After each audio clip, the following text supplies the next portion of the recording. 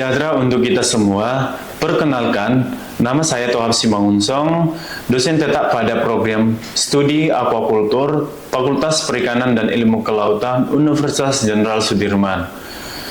Saya memiliki INDN 1628079402 serta NUPTK 1060772673130293. Video ini saya buat adalah sebagai bagian dari pemenuhan persyaratan sertifikasi dosen gelombang pertama tahun 2025, khususnya sebagai bentuk pernyataan diri dosen dalam unjuk kerja Tridharma Perguruan Tinggi. Pada kesempatan ini, saya akan memaparkan salah satu topik perkuliahan yang saya ampu, yaitu teknologi pakan larva hewan akuatik, yang merupakan mata kuliah wajib di program studi aquakultur yang terdiri dari 2 SKS teori dan 1 SKS praktikum. Adapun metode pembelajaran pada mata kuliah ini yaitu menggunakan kombinasi antara pertemuan tatap muka secara luring melalui ceramah partisipatif serta diskusi dalam kelas serta pembelajaran daring yang mendukung kemandirian belajar mahasiswa melalui platform Learning Management System yang dimiliki Universitas Jenderal Sudirman, yaitu platform LDRU. Mata kuliah ini membahas konsep dan aplikasi pakan larva dalam aquakultur, mencakup pakan alami atau live feed dan pakan buatan atau artificial feed. Mahasiswa akan mempelajari teknologi pakan larva baik untuk ikan air tawar, payau, dan laut, jenis finfish maupun non-finfish, termasuk pembuatan pakan microdiet lainnya. Selain itu, mahasiswa juga akan mempelajari jenis, teknik kultur, dan pengembangan phytoplankton, serta copepoda sebagai pakan alami larva ikan. Melalui perkuliahan ini, mahasiswa diharapkan memiliki pengetahuan dan keterampilan dalam pengelolaan pakan larva secara tepat untuk meningkatkan kualitas dan kuantitas benih di dalam industri aquakultur baik tingkat lokal, nasional, maupun internasional. Adapun capaian pembelajaran lulusan pada mata kuliah ini yang terkait adalah CPL 1, mahasiswa memiliki soft skill dan tanggung jawab dalam mengaplikasikan ipteks aquakultur dengan mendepankan sumber daya dan kearifan lokal. CPL 2, mahasiswa mampu melakukan supervisi, monitoring, dan evaluasi di bidang perbenihan, pembesaran, produksi pakan, pengendalian penyakit, serta pengelolaan kualitas air baik secara mandiri maupun kelompok. CPL 3, mahasiswa mampu memanfaatkan kaidah ilmu, teknologi, dan seni untuk menyelesaikan permasalahan di bidang aquakultur, khususnya pengelolaan pembenihan atau hatchery yang berbasis sumber daya lokal. Adapun yang menjadi capaian pembelajaran mata kuliah atau CPMK pada mata kuliah ini adalah 1. Mahasiswa mampu menjelaskan konsep dasar pakan larva baik pakan alami maupun buatan untuk meningkatkan kelangsungan hidup dan pertumbuhan larva organisme akuatik. Yang kedua, mahasiswa mampu menganalisis teknologi produksi dan aplikasi pakan larva ikan tawar, payau, laut, baik jenis finfish maupun non-finfish, berdasarkan kebutuhan nutrisi dan karakteristik spesies budidaya. Yang ketiga, mahasiswa mampu menjelaskan dan mempraktikkan teknik pembuatan pakan microdiet untuk larva ikan. Yang keempat, mahasiswa mampu mengidentifikasi dan menerapkan aplikasi pakan buatan dalam pemeriksaan larva serta mengevaluasi keefektifan penggunaannya di pembenihan. Yang kelima, mahasiswa mampu menjelaskan jenis teknik kultur dan pengembangan phytoplankton, khususnya sebagai pakan alami larva, serta mampu melakukan kultur sederhana di laboratorium.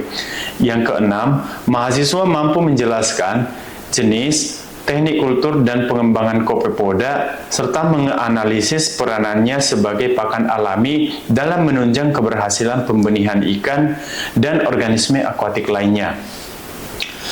Metode pembelajaran yang diterapkan dalam perkuliahan ini adalah ceramah partisipatif, diskusi kelompok, praktikum dan eksperimen di laboratorium, studi kasus, project based learning, serta problem based learning Seluruh metode tersebut dapat diterapkan baik di kelas teori, praktikum, maupun kegiatan lapangan untuk meningkatkan partisipasi dan keterampilan mahasiswa.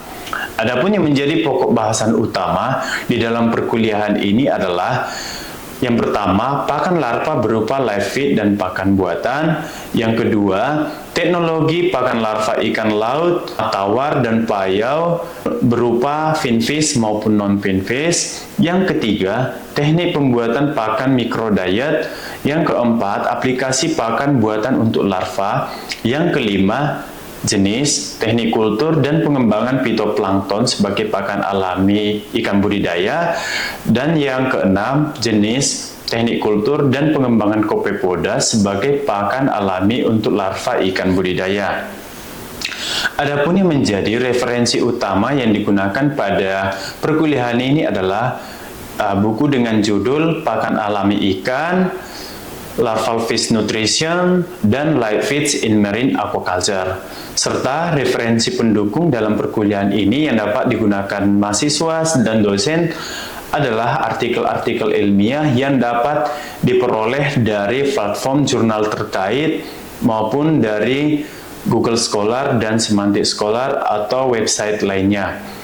Adapun yang menjadi sistem penilaian pada mata kuliah ini adalah yaitu aspek kehadiran sebanyak 10%, tugas terstruktur 10%, tugas mandiri 10%, tugas kelompok 10%, ujian tengah semester 25%, ujian akhir semester 35%. Pada mata kuliah ini, mahasiswa dapat lulus, maka mahasiswa harus mendapatkan nilai akhir maksimal A dan minimal D. Sementara itu, mahasiswa yang mendapatkan nilai E dianggap gagal dan mahasiswa harus mengontrak mata kuliah yang sama di periode tahun berikutnya. Demikianlah perkenalan singkat mengenai mata kuliah teknologi pakan larva hewan akuatik yang saya ampu.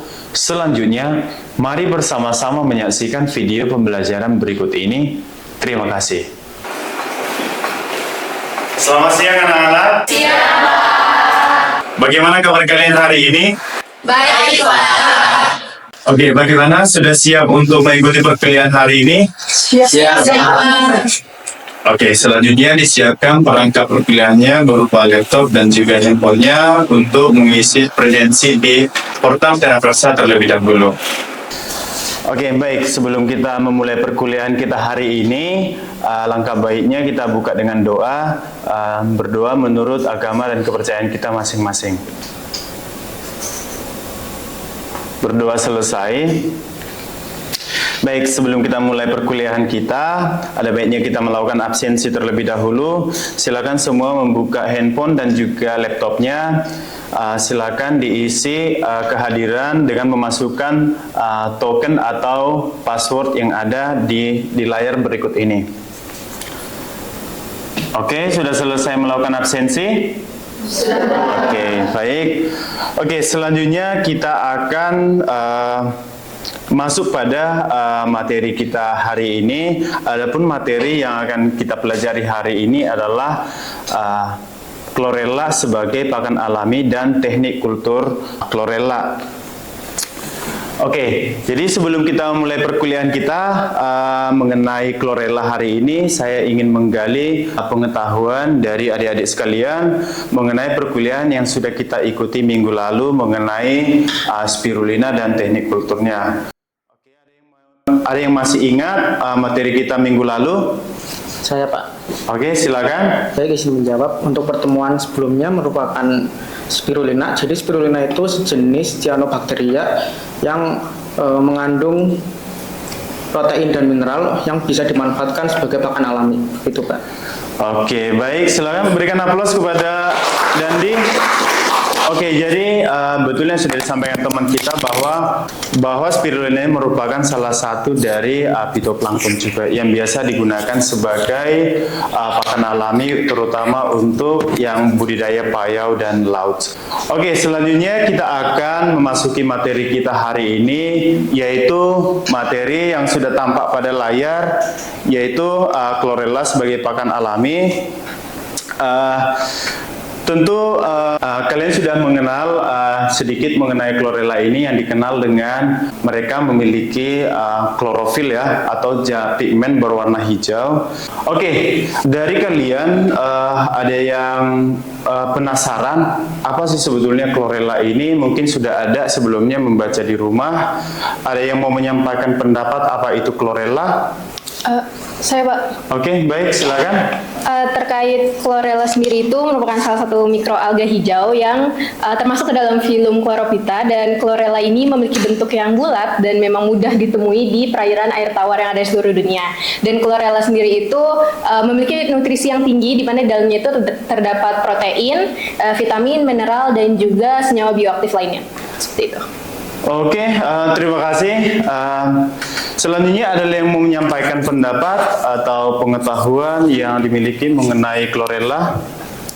Saya Bapak. Oke, silakan. Jadi menurut pengetahuan saya, tadi kan sudah disebutkan kalau chlorella itu selain sebagai pakan alami itu juga bisa meningkatkan kualitas air, termasuk dengan menyerap nutrien yang berlebih dan juga mengurangi resiko eutrofikasi. Selain itu juga dapat meningkatkan respon imun juga. Oke, baik. Terima kasih. Jadi benar yang sudah disampaikan teman kalian bahwa chlorella ini digunakan sebagai pakan alami untuk ikan budidaya, terutama pada masa larva atau benih, dan juga dapat digunakan sebagai agen bioremediasi untuk memperbaiki kualitas air. Oke, selanjutnya kita akan masuk pada materi kita. Namun sebelum saya menyampaikan materi, kita mengetahui dulu tujuan pembelajaran kita hari ini, yaitu mahasiswa mampu memahami karakteristik, teknik kultur, kandungan nutrisi, serta pengembangan teknologi produksi chlorella sebagai salah satu pakan alami larva ikan budidaya.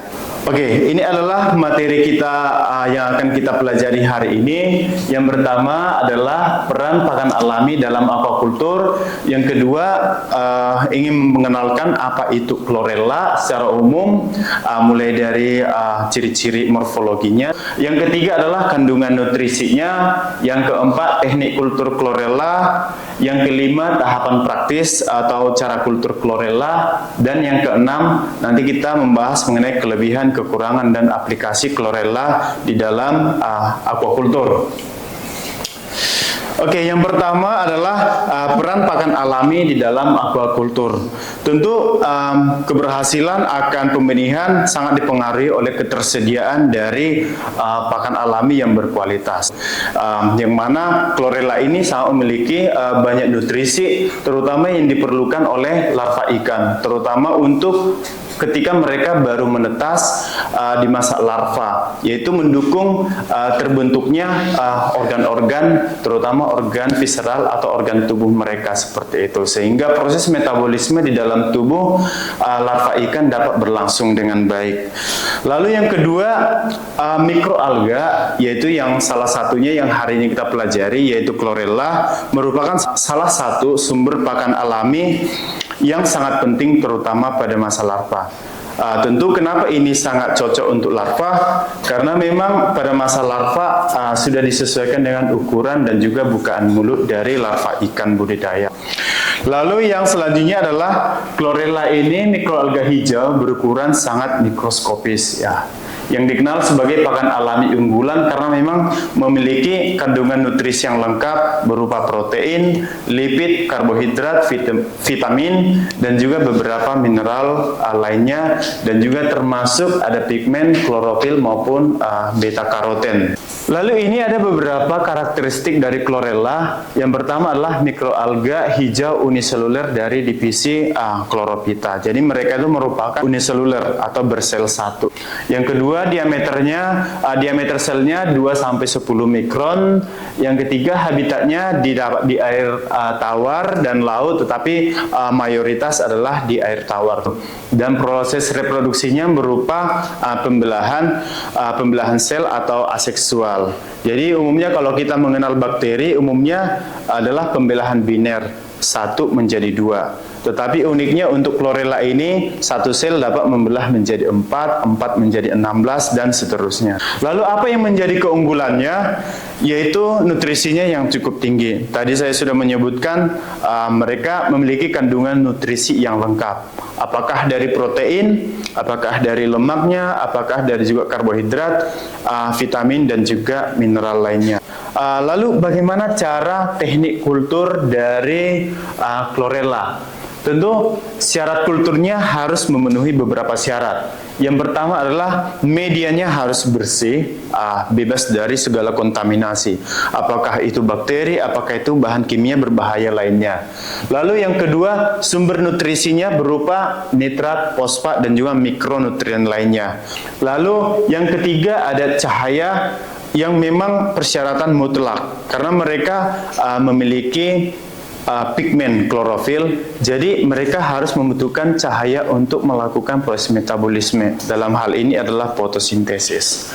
Lalu yang keempat, suhu harus dalam kisaran optimum, yaitu sekitar 20 sampai 30 derajat Celcius dengan pH sekitar 7,5 sampai 8,5. Oke, selanjutnya kita akan masuk ke fase diskusi dan tanya jawab. Tetapi sebelum kita memasuki diskusi, saya ingin bertanya, apakah dari teman-teman ada yang ingin bertanya? Saya, Pak. Oke, silakan. Perkenalkan, saya Fofi, izin bertanya Pak, terkait chlorella tadi itu kan berfotosintesis dan memiliki klorofil. Namun saya belum bisa membedakan apa yang membedakan antara sel chlorella dengan sel tumbuhan. Terima kasih. Oke, pertanyaan bagus. Jadi tadi kita sudah mendengarkan bahwa ini termasuk kloropita seperti itu, yaitu memiliki klorofil. Jadi apa bedanya dengan tumbuhan? Tentu bedanya adalah yang pertama, tumbuhan itu multiseluler, sementara chlorella merupakan uniseluler. Dan juga yang kedua, sel dari chlorella memiliki flagella untuk memudahkan mereka bergerak di lingkungan perairan. Sementara itu sel tumbuhan tidak memiliki flagella sehingga tidak bisa bergerak kemana-mana seperti itu. Oke, baik. Saya rasa cukup demikian untuk menyampaikan materi kita hari ini. Selanjutnya kita akan memasuki masa diskusi dan kelas akan kita bagi ke dalam 3 kelompok. Di sini sudah ada petunjuknya. Kelas akan kita bagi menjadi 3 kelompok. Dari sini coba dihitung 1 sampai 3 dan selanjutnya 1, 2, 3, 1. 2, 3, 1, 2, 3, 1, 2, 3. Oke, jadi sudah ada 3 kelompok. Nanti kelompok 1 di sini, kelompok 2 di sini, dan kelompok 3 di sini. Oke, sekarang kita bisa bergerak ke pembagian kelompok untuk mendiskusikan topik diskusi yang sudah ada di papan tulis atau di slide presentasi berikut ini. Oke, sambil proses diskusinya berjalan, silakan didengar apa yang saya sampaikan. Nanti proses diskusinya akan berlangsung selama 15 menit. Kemudian setelah proses diskusi selesai, nanti perwakilan dari kelompok akan maju ke depan untuk menyampaikan hasil presentasi mereka. Untuk kelompok 1, yaitu membahas mengenai kelebihan dan kekurangan chlorella sebagai pakan alami. Kelompok 2 membahas mengenai kandungan nutrisi chlorella, dan yang kelompok ketiga mengenai teknologi terkini yang digunakan dalam produksi dan pengembangan chlorella sebagai pakan alami ikan. Oke, dalam proses diskusi ini silakan dimanfaatkan handphonenya ataupun laptop untuk mencari jurnal-jurnal ataupun majalah-majalah ilmiah lainnya itu untuk mencari dan mendiskusikan mengenai yang ada topik untuk didiskusikan di dalam kelompok. Oke, silakan kepada kelompok untuk melakukan diskusi selama 15 menit.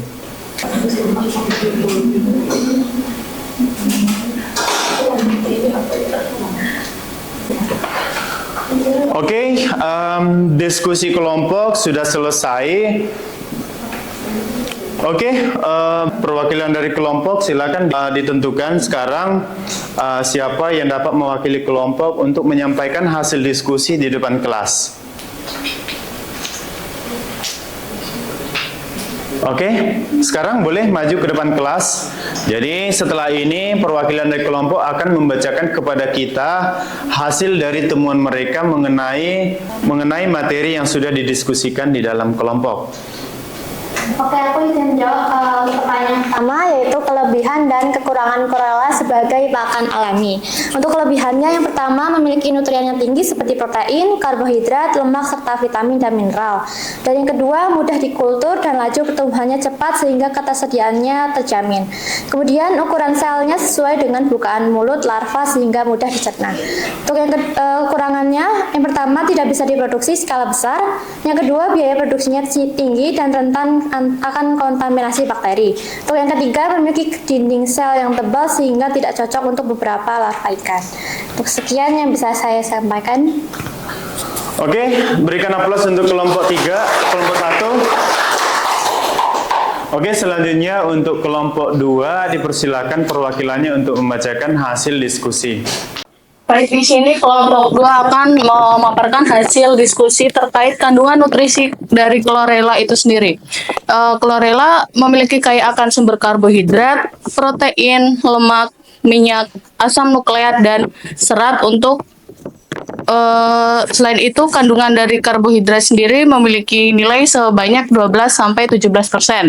Selanjutnya, protein sendiri memiliki sekitar 51,58%, lemak 14-22%, minyak 20-32%, asam nukleat 45%, dan serat sebanyak 0,4%. Sekian dari pemaparan hasil dari kelompok 2. Terima kasih. Baik, berikan aplaus kepada perwakilan kelompok 2. Oke, selanjutnya kita akan mendengarkan penyampaian hasil diskusi dari kelompok 3. Dipersilakan untuk perwakilannya menyampaikan hasil diskusi. Saya akan mewakili kelompok 3 untuk membacakan hasil diskusi untuk teknologi terkini dalam produksi dan pengembangan chlorella. Kelompok kami itu mendiskusikan tentang peran bioreaktor dalam budidaya chlorella itu sendiri. Untuk bioreaktor adalah wadah atau sistem terkontrol yang dirancang untuk mengoptimalkan pertumbuhan chlorella. Untuk keunggulannya sendiri, bioreaktor memungkinkan kontrol yang tepat terhadap faktor-faktor pertumbuhan seperti intensitas cahaya, suhu, pH, konsentrasi karbon dioksida. Untuk efisiensi fotosintesis, desain bioreaktor, terutama fotobioreaktor yang tembus cahaya, memaksimalkan penetrasi cahaya. Dan untuk proteksi dari kontaminasi, sistem bioreaktor sendiri itu tertutup atau semi tertutup, mengurangi risiko kontaminasi. Sekian pemaparan dari kelompok 3. Terima kasih. Baik, berikan aplaus kepada perwakilan kelompok 3. Jadi begitulah proses diskusi kita hari ini. Saya rasa kita sudah mendapatkan pengetahuan baru mengenai apakah itu kelebihan dan kekurangan chlorella sebagai pakan alami untuk larva budidaya, dan juga tadi kita sudah mendengarkan kandungan nutrisinya yang dimilikinya, dan juga termasuk teknologi terkini berupa bioreaktor untuk melakukan kultur chlorella secara massal. Oke. Baik, jadi perkuliahan kita sudah selesai hari ini. Sebelum kita tutup, ini kesimpulan perkuliahan kita hari ini bahwa chlorella ini merupakan pakan alami yang memiliki kandungan nutrisi tinggi yang sangat dibutuhkan oleh larva ikan budidaya. Meliputi dari mereka memiliki protein, memiliki karbohidrat, juga lipid dan asam lemak, serta mineral-mineral lainnya yang dibutuhkan oleh larva ikan budidaya. Lalu yang kedua adalah teknik kulturnya. Kita harus mempertahankan bahwa selama kultur media budidayanya dalam kondisi optimal, mulai dari suhu, pH, dan juga kita pastikan mereka memiliki aerasi yang baik. Lalu yang ketiga adalah pengembangan dan pemanfaatan chlorella ini harus perlu lagi ditingkatkan seiring dengan peningkatan dari produksi benih. Semakin meningkat benih artinya mereka juga membutuhkan banyak pakan. Oleh karena itu, untuk meningkatkan kualitas dari pakannya diperlukan enrichment, apakah itu enrichment dari Copepoda maupun rotifer nanti akan diberikan kepada larva ikan budidaya maupun kerang-kerangan dan budidaya ikan lainnya.